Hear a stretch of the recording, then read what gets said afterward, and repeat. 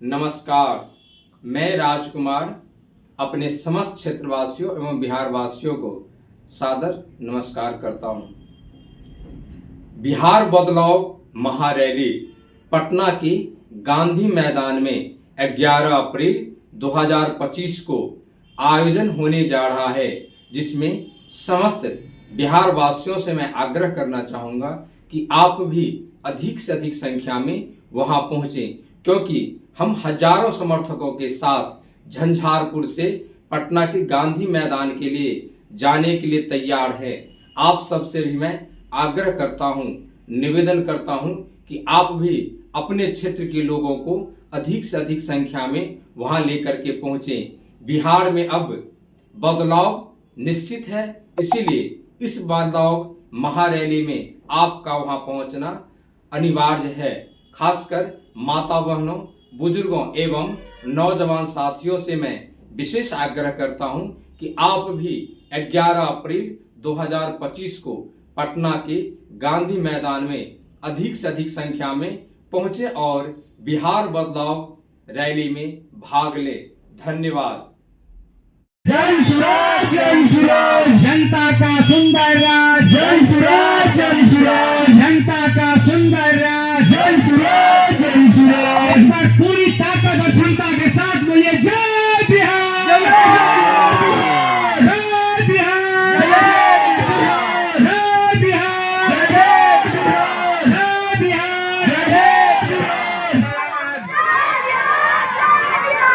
जनता का सुंदर राज, जन सुराज, जन सुराज, जनता का सुंदर राज, जन सुराज, जन सुराज। मधुबनी जिला का झंझारपुर विधानसभा क्षेत्र हमारे साथ राजकुमार जी हैं, जो जनसुराज के एक डिवोटी वर्कर हैं और 2023 में जब जनसुराज का पदयात्रा चल रहा था प्रशांत किशोर का, उससे प्रभावित हुए, उनके नीति से प्रभावित हुए और जनसुराज ज्वाइन किया। इससे पहले किसी दल में नहीं थे, तो निश्चित तौर पे कहीं ना कहीं जो जनसुराज पार्टी है, उसकी जो सोच है, उसका जो थीम है, सही लोग, सही सोच और सामूहिक प्रयास, उसी के तहत पार्टी को ज्वाइन किए हैं। और अगर समाज सेवा की बात करें तो राजनीतिक जीवन तो जनसुराज से शुरू किए, लेकिन समाज सेवा पूर्व से भी रहा है। सामाजिक जीवन में बहुत सारा ऐसा काम है जिस पे चर्चा करेंगे कि जनसुराज ज्वाइन करने के बाद इनके द्वारा जो दुर्गा पूजा होता है, उसमें लगभग 40 से 41 पंडालों में आर्थिक सहयोग किया गया और जो सबसे सहयोग कम राशि रही वो 2100 रही। तो निश्चित तौर पे इससे अंदाजा लगाया जा सकता है कि जो सामाजिक क्षेत्र में भक्ति का मामला हो, कर्म और धर्म का मामला हो, इसमें भी उनकी अभिरुचि रही। और अभी तक इनके द्वारा 3 शादी की गई, 3 लड़कियों की शादी की गई। वैसी लड़की जो गरीब थी उनकी शादी की गई। निश्चित तौर पे उसका जो पूरा खर्च रहा वो ये जानेंगे कि आज के वातावरण में ऐसे लोग भी हैं जो शायद राजनीति को पेशा बनाए हुए हैं और ऐसे लोग भी हैं जो इसको कहीं ना कहीं समाज सेवा बनाए हुए हैं। तो सबसे बड़ा सवाल ये है कि चाहे वो प्रशांत किशोर की जनसुराज हो या और भी कोई पार्टी हो, ऐसे लोगों को मौका देना चाहिए जो आदमी समाज सेवा की भावना से आता हो, कुछ अच्छा करने की भावना से आता हो और परिवार को अमीर बनाना नहीं चाहता हो। निश्चित तौर पे आज की राजनीति में ऐसे लोग भी हैं जो चाहते हैं अगर एक बार विधायक बन जाए तो 3 पीढ़ी का पहले सोच लिया जाए। उसमें भी चर्चा करेंगे, लेकिन जानेंगे कि आज भी चूंकि ये नीतीश मिश्रा बिहार सरकार के मंत्री हैं, उनका ये विधानसभा क्षेत्र है, तो उसमें समस्या क्या क्या है, क्या मानते हैं आज भी बड़ी और गंभीर समस्या क्या है? क्या सबसे पहले बात झंझारपुर की, तो झंझारपुर में बहुत सारे ऐसे समस्या हैं जिस पर अभी तक कोई काम नहीं हो पाया है। हम लोग बात करते हैं झंझारपुर आरएस की, तो लगभग जब से बड़ी लाइन यहाँ पर बनी है, पानी का ऐसा जल जमाव वहां पर हुआ कि वहां के जो मार्केट है एक हिसाब से समझिए कि डेड हो गया, यानी बंद हो गया। तो इस पर अभी तक कोई समाधान करने का प्रयास नहीं हुआ है, जिसकी वजह से बरसात में वहां पर सभी दुकानदारों को दुकान खाली करके अपने घर पर ले जाना पड़ता है। तो मार्केट की अगर देखा जाए तो सबसे बड़ी समस्या उभर के आ रही है जल जमाव की। जी, जल जमाव के अलावा स्वास्थ्य और शिक्षा में क्या मानते हैं? स्वास्थ्य की अगर बात की जाए तो हमारे यहाँ जो अनुमंडल हॉस्पिटल हैं, उसके रास्ते पर एक तो 200-250 गज की जो बीच की जो हम लोग अस्पताल उसको क्रॉस करके जाते हैं, उस बीच में लगभग बरसात के टाइम में 6 महीने पानी लगा रहता है और हम लोगों को चप्पल जूता खोल करके उसको क्रॉस करके फिर हम लोगों को हॉस्पिटल जाना पड़ता है। ये हमारी हॉस्पिटल की दुर्दशा है यहाँ पर। जी। आपका जो ये क्षेत्र है झंझारपुर विधानसभा का, ये लगभग 38 पंचायतों का जी। तो क्या ये जो 38 पंचायत है आज भी विकास के पथ पे आगे बढ़ा है या जहाँ पहले था वहीं है? देखिए विकास कुछ न कुछ तो हुआ है, लेकिन जो लोगों की मूल समस्या है उस पे कोई काम नहीं हो पाया है। बात हुई है तो यहाँ पर बिजली में कुछ सुधार, लेकिन अगर लोगों की स्वास्थ्य व्यवस्था की बात की जाए, बच्चों की शिक्षा की बात की जाए, रोजगार की बात की जाए, स्वास्थ्य सुविधा पर बात की जाए, तो इस सब पर बिल्कुल काम कुछ नहीं हुआ है। कुल मिला के इस सरकार में जो भी काम जमीन पे होना चाहिए वो शायद नहीं हुआ है। यहाँ पर जमीन पर बिल्कुल नहीं होना चाहिए। यहाँ पर अगर हम लोगों को देखा जाए तो गांव घर की सबसे बड़ी समस्या उभर के आ रही है स्वास्थ्य, शिक्षा और रोजगार। तो इन तीनों मुद्दों पर बिल्कुल कुछ भी काम नहीं हुआ है, कुछ भी काम नहीं हुआ। बिल्कुल कुछ भी आपकी नहीं। पार्टी का जो 5 संकल्प है, चाहे वो स्वास्थ्य हो, एजुकेशन हो, महिलाओं को 4% सालाना ऋण हो, मजदूर का पलायन हो, इस तरह की जो बातें आई है, क्या लगता है कि ये इम्प्लीमेंट हो पाएगा क्या आसानी से, या फिर ये भी जुमला रह जाएगा? देखिए कहीं न कहीं काम करने की मकसद होना चाहिए। एक परिवार की हम बात करते हैं, किसी एक फैमिली की, तो अगर उसके यहाँ अगर 10,000 की ही इनकम है, तो सारा सिस्टम 10,000 में ही एडजस्ट कर लेता है। ऐसा नहीं कि वो 20,000 के बारे में सोचता है। तो एक उदाहरण के तौर पर हम बताना चाहेंगे कि एक फैमिली में अगर 3 लोग हैं, एक बच्चे हैं जो बीमार पड़ा हुआ है, दूसरा है जो उसको परीक्षा का फीस भरना है और तीसरे व्यक्ति हैं जिसको घूमने जाना है। तो कहीं न कहीं एक गार्जियन होने के नाते उस फैमिली के जो भी गार्जियन होंगे उनका मुख्य उद्देश्य रहना चाहिए कि जो हमारे बच्चे बीमार हैं, सबसे पहले हम उनका इलाज करा लें, फिर जिसको फीस भरना है उसको फीस भरा जाए स्कूल का, फिर तीसरे व्यक्ति जो है उनको घूमने जाना है तो उसको भी। काम तो सभी करना है, लेकिन उसमें सबसे पहली प्राथमिकता क्या होनी चाहिए कि जो हमारे बच्चे बीमार हैं, पहले उसको इलाज कराना है। तो यहाँ क्या होता है, हम लोगों के यहाँ क्या होता है बिहार में खास करके, कि जो लोग बीमार हैं उसको सरकार कहती है कि बाद में देखेंगे, पहले उस पर आती है कि चलो हम लोग टूर कर लेते हैं। जैसे 1-2 उदाहरण हम देना चाहेंगे कि एक देख लीजिए, यहाँ पर हम लोगों के गाँव घर में एक पानी टंकी लगा, जल नल योजना।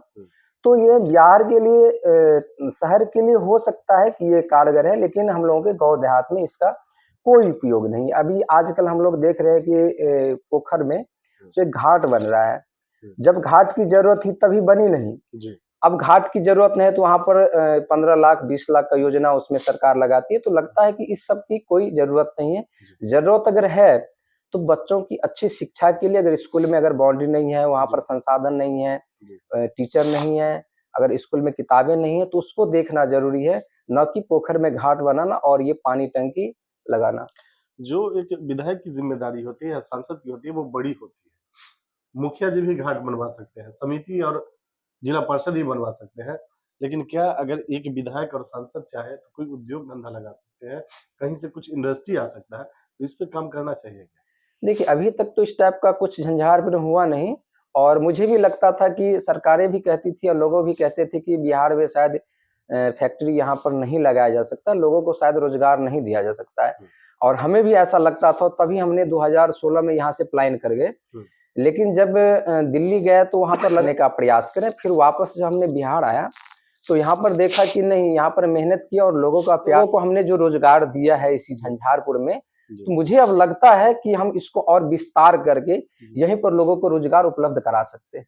एक सवाल ये है कि जब आप किसी संवैधानिक पद पे नहीं है, तब इच्छा शक्ति जगा के अपने लोगों को रोजगार दिया, और निश्चित तौर पे आपके परिवार से 70 से 75 लोग रोजगार पा रहे हैं परिवार से, और 600 के आसपास ऐसे भी लोग हैं जो आपके व्यवसाय से अपना जीवन यापन होता है। तो निश्चित तौर पे 700 लोग तो आपके साथ ऐसे जुड़े हैं, बाकी आपने 600 जन सुराज से भी लोगों को जोड़ा है। क्या लगता है कि ये लोग जो जुड़े, ये राजकुमार जी के नाम पे जुड़े या फिर पार्टी के बैनर तले? दोनों चीज है इसमें, किसी एक को नहीं कहा जा सकता, क्योंकि कहीं ना कहीं राजकुमार जी के अगर छवि अच्छे हैं, लोग उनको जानते हैं, तो राजकुमार जी के द्वारा जनसुराज में उनको लाया गया है। और जनसुराज का भी विचारधारा कहीं ना कहीं अच्छा है, जो लोगों को हम उनको बताते हैं और उनको प्रेरित करते हैं, तो उनको भी लगता है कि नहीं, राजकुमार जी और जनसुराज जो कह रहे हैं कहीं ना कहीं बिहार के लिए बेहतर है, तो लोगों को इच्छा शक्ति जगती है कि नहीं, हमें जनसुराज में जुड़ना चाहिए। ये जो आपके अभी माननीय विधायक है, बिहार सरकार के मंत्री है नीतीश मिश्रा जी, निश्चित तौर पे आपने अप्लाई किया है, तो आपकी भी अपनी एक रणनीति होगी, उस पर चर्चा नहीं करेंगे, लेकिन क्या लगता है इनको यहाँ चुनाव हरा देना आसान होगा क्या? देखिए ये तो जनता का अपना फैसला होता है, लेकिन हम लोग उसमें पूरा प्रयास करेंगे। और रही बात झंझारपुर की, तो यहाँ की जनता बिल्कुल इस चीज से त्रस्त है कि जिनको हम आज 15 साल से 20 साल से वोट देते आ रहे हैं, वो झंझारपुर में अगर बात कीजिए तो आज तक वो अपना एक स्थानीय ऑफिस तक नहीं बनाए हैं। वो बाहरी बाहरी हैं, बिल्कुल हैं, यहाँ एक ऑफिस तक नहीं बनाए हैं। जी जो लोग यहाँ 15-20 साल में एक ऑफिस जनता के लिए नहीं बना पाए, यहाँ की जनता को अगर किसी प्रकार की दिक्कत होगी, दुख तकलीफ होगी, तो वो कहाँ जाएंगे मिलने के लिए। तो एक सबसे बड़ी बात है कि यहाँ पर हम लोग सिर्फ और सिर्फ अभी तक वोट देते आ रहे हैं, लेकिन यहाँ धरातल की अगर लोगों की बात की जाए तो एक बहुत बड़ा आक्रोश है कि हम लोगों को सिर्फ वोट ठगा गया है और विकल्प न रहने के कारण अभी तक उनको लोग वोट करते आ रहे हैं और लोगों के बीच में अब विकल्प नया बन के आया है। बिल्कुल, कहीं ना कहीं जनसुराज एक विकल्प बना है और लोग उसकी तरफ उम्मीद बड़ी नजर से देख भी रहे हैं। बिल्कुल जनस्वराज भी एक नया विकल्प बना है और बिहार के बेहतर भविष्य के लिए, बच्चों के लिए सोचते हैं।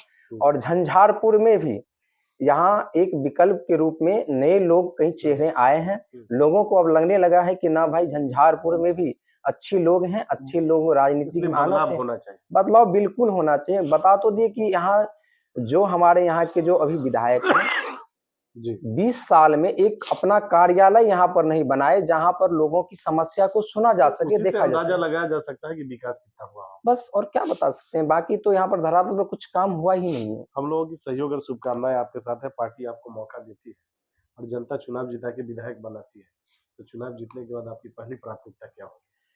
देखिए, पहली प्राथमिकता हमने इससे पहले आपको एक उदाहरण में देकर के बताया भी था कि एक फैमिली जो हमारा झंझारपुर है, जब कभी हमें मौका मिलती है तो सबसे पहले हमें जो भी फंडिंग आगे से मिलेगा, हम लोग हर पंचायत में एक आम सभा कराएंगे। वहां से लोगों को पूछेंगे कि आपके क्षेत्र में सबसे जरूरत पहले, क्या है?